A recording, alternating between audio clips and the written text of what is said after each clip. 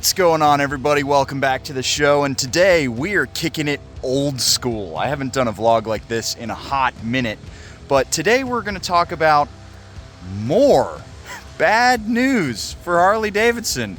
This is the third of these videos in like 3 months, but this time it seems to be capturing not only my attention, but the attention of some higher-ups over at Revzilla. And Lance Oliver wrote an article opining over whether or not this is an aberration or perhaps a larger trend. And while I think he's on to something, I don't think he's gone far enough. And today, we have a very interesting special guest that we're going to be riding. That is the VMAX! It is currently running and riding, and honestly, I think this is an example of a lot of what I'm going to be talking about later on. So let's have some fun, let's hit the road, and let's talk about bikes. On a bike, for once. In like months. Let's hit the road.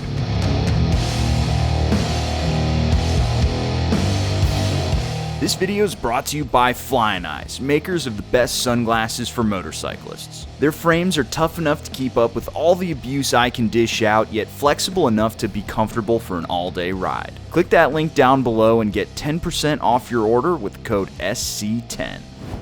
Now I'm going to preface this tirade, tirade's the wrong word, this diatribe by saying that whenever I am mistakenly called a motorcycle journalist, or sometimes when I mistakenly refer to myself as a motorcycle journalist, really what I'm doing is opinion. It's kind of like just, I write long op-eds, or rather I talk long op-eds at you guys, and whenever I'm using references, I'm using references from actual motor journalists like Lance Oliver, Ari Henning, Zach Kortz, Ben Purvis, Dennis Chang, all those guys. I stand on the back of giants, and I say this to say I'm not casting aspersions here.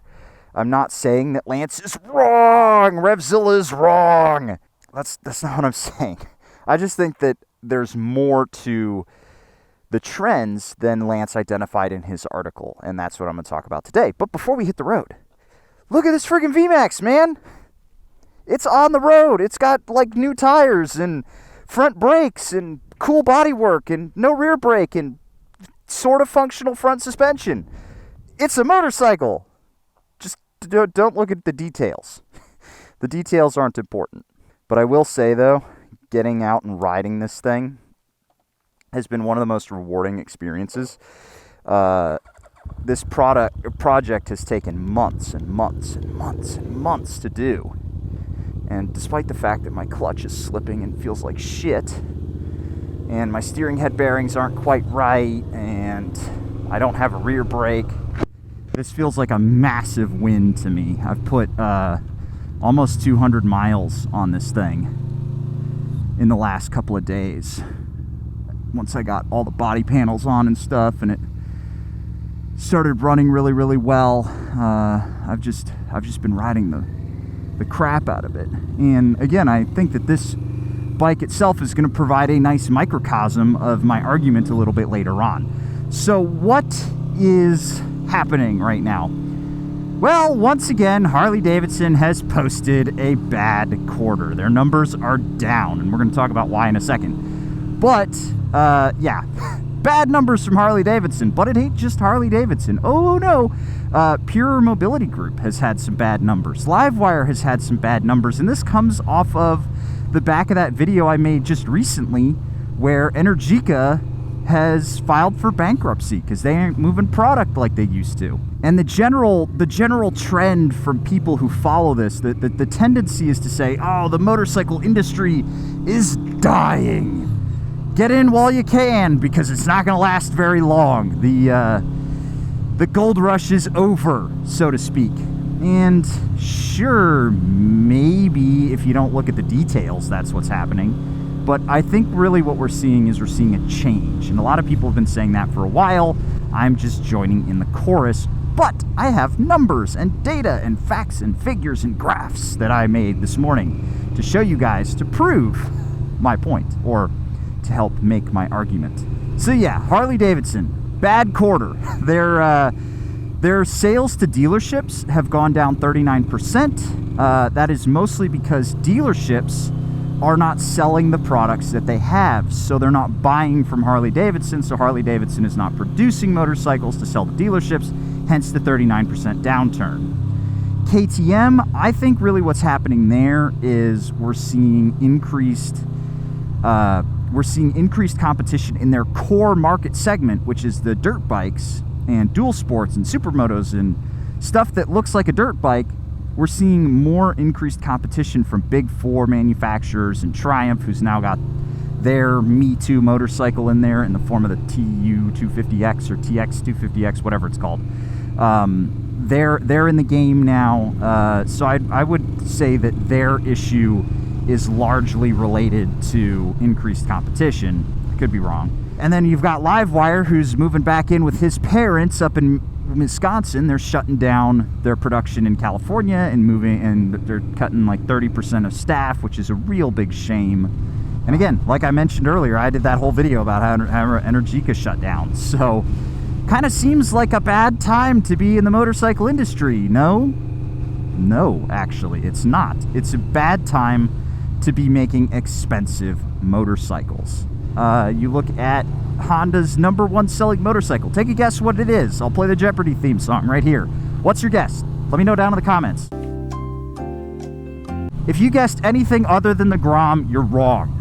Their #1 selling motorcycle in the United States is the Grom. Why? Because it's like $3,400 and everybody can get one, and it's good at what it does. It'll get you around a city really, really cheap.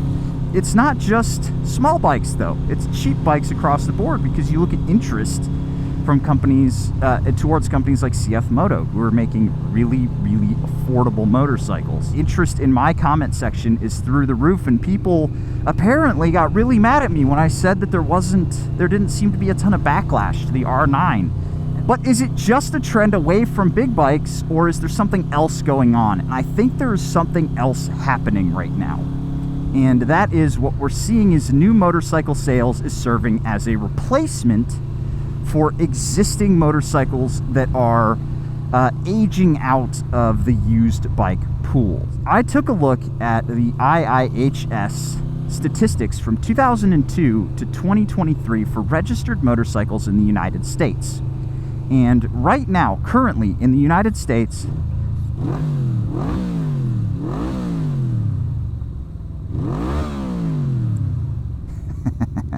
give those guys a little bit of a rev. But yeah, in the United States right now, there are 8.8-ish, roughly, million motorcycles registered. And you're like, whoa, okay, that's a lot of registered motorcycles. Not when you consider that this is a country of 330 million people. It's still a percent on a percent. And we actually saw the vast majority of those registrations happen from 2002 to 2008. And then the financial crisis hit, and the motorcycle industry kind of flatlined. And we've seen a slow and steady increase in the number of registered motorcycles happen from 2010-ish to 2023. It's gone from roughly 8 million, like 7.5 million motorcycles to 8.8. So like, I think the actual number's closer to 700,000, maybe 800,000 motorcycles registered. On the high side, let's call it 1 million. We've registered 1 million motorcycles in 10 years, 13 years. That's pretty weak when you think about it. And of those registrations, you get a lot of data of the kind of motorcycles that are being registered, right? So the first data point is cruisers. Cruisers, they're the big American thing, right? Well, not anymore, apparently. Cruisers are still the #1 kind of motorcycle registered in the United States by a wide margin. They make up the greatest market share, but they have been ceding ground from a top point of about 50% of all motorcycles registered were cruisers to now closer to like 30%.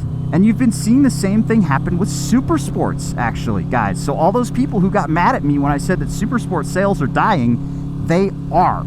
People just are not registering super sports for the street anymore.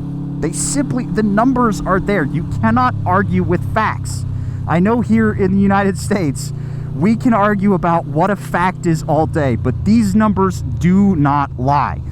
What has been growing are touring bikes, and IIHS does a really bad job of determining what that is. I would reckon that they're also including adventure touring bikes, so stuff like the Super Adventure S, the 1290 Super Adventure S, or the Ibex E, or any like multi-strata style bike that's on a 19 or a 17-inch front end. Pan America. That segment of motorcycling has literally just been up and to the right ever since numbers have been recorded. It has not had a downturn ever. Dual sports have been constantly, they've been in the back just slowly eking out market share. And standard bikes, stuff like the Bonnevilles or my Griso or the R9T, those have been steadily growing market share for a long time. Unclad motorcycles, as they call them, or naked bikes, they have been gaining market share. So what I'm seeing is a much wider variety of motorcycles and less cruisers existing in the United States, which is a big part of Harley-Davidson's problem. What other than more competition could be driving this downturn away from big Harley cruisers and their new sales? Price. Price, man. They are simply too expensive. I have been shouting this forever till I've been blue in the face. I've made like 6 or 10 videos talking about Harley-Davidson being like, your bikes are too expensive, guys. Whatever you're doing, it ain't working. Hardwire ain't working. You gotta come up with something else. But it ain't just Harley that's got really expensive bikes. Everybody has more and more and more expensive motorcycles. And this is something that I'd like to talk about when it comes to the age of bikes that are on the road. The average age of a motorcycle has grown from 9 years old to 14 and a half years old. And that's borne out by my garage. I have one current model year, 2023. Well, previous model year. And I bought that on a showroom floor because it was really cheap, because it was a carryover from 2023 in mid-2024. It was just taking up space on the lot, so I got a great deal on it. Everything else, 2003 Honda, 2006 Honda, 2003 Aprilia, 1998 Yamaha, 2017 Harley, 2014 Moto Guzzi Griso. All of my bikes are old. And that tells me a couple of things. One, motorcycles that are currently old motorcycles, bikes from the last 20 years, let's say, have gotten so reliable that you can buy a used motorcycle secondhand and pretty much guarantee that the thing's just going to keep running for you. This thing has 72,174 miles and counting on the clock.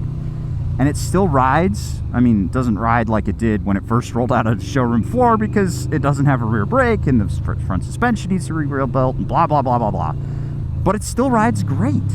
All of my bikes, they ride really great. I did a video that I have to redo, unfortunately, because the audio wasn't great, comparing my 2003 210 to a 2024 210. And honestly, for the average rider, the differences are marginal, right? You get more power, obviously. You got more tech, obviously. But both of them are on Öhlins. Both of them have a really composed frame. Both of them handle great. Both of them are fast enough for the street. The only major difference is 22 years. It also means that people just don't need the bleeding edge technology. People are like, oh yeah, this is a great selling feature, and it's what differentiates. I want rider modes, I want cruise control, I want traction control, and all of this stuff. Apparently not. Apparently people who are thinking like that are fewer and farther between than companies think. Because all of those old motorcycles, they have probably ABS, old clocks like this, and I mean, they're just doing the job, man. It means that really technology being added on a motorcycle is just an excuse to charge more, and people are calling the industry on that bullshit. Take a look at something like the MT-09, right? The MT-09, brand new right now, MSRP $10,600. Technically $599, but who's counting? Out the door, you're looking at probably closer to 12 or 13 grand. Would you go pay 12 or 13 grand for a base model MT-09 now, or would you go into the aftermarket and get a couple-year-old model that already has a slip-on, a tune, a couple of mods here and there that you don't have to spend the money on for like $7,000. Sure, there's the bleeding edge people, right? The people who need the most cutting edge stuff. Those people, they're buying the new bikes.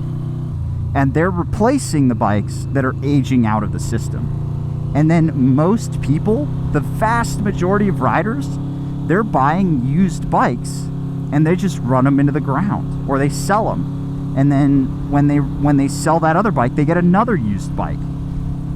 When was the last time you heard of somebody buying a brand new Harley? My buddy just got a 23 Street Glide CVO, and he got it used with tens of thousands of dollars of mods already on it that he didn't have to spend the money on. So we've hit a point where we're adding a few new riders every year, and those new riders are buying used bikes that already exist, and most of those people are probably using like little baby bikes as transportation. And those of us who are looking for toys, we're buying somebody else's pre-loved toy that's well taken care of, and then we just beat the shit out of it ourselves. We're not going and buying a brand new motorcycle and taking the hit on it. And it's simply because bikes broadly are just way too expensive. New bikes are too expensive. There really aren't a lot of cheap options anymore. Used to be you could get yourself, you know, an MT-09 for less than $10,000. I think when it came out, it was like $8,000, and now it's $10,500. Not everyone has $10,500 to throw at a new motorcycle, man. That's why CF Moto's kicking off. That's why the Grom is the #1 selling bike for Honda. You can still have a ton of fun on a Grom. But here's where I'm going to pass it off to you guys. What do you think? Do you think motorcycles are too expensive? Do you think that the industry is dying? Do you think we're just seeing a contraction? Do you think we need more new riders? Let me know all your thoughts down in the comments below, and I'll catch you guys in the next one. See you later.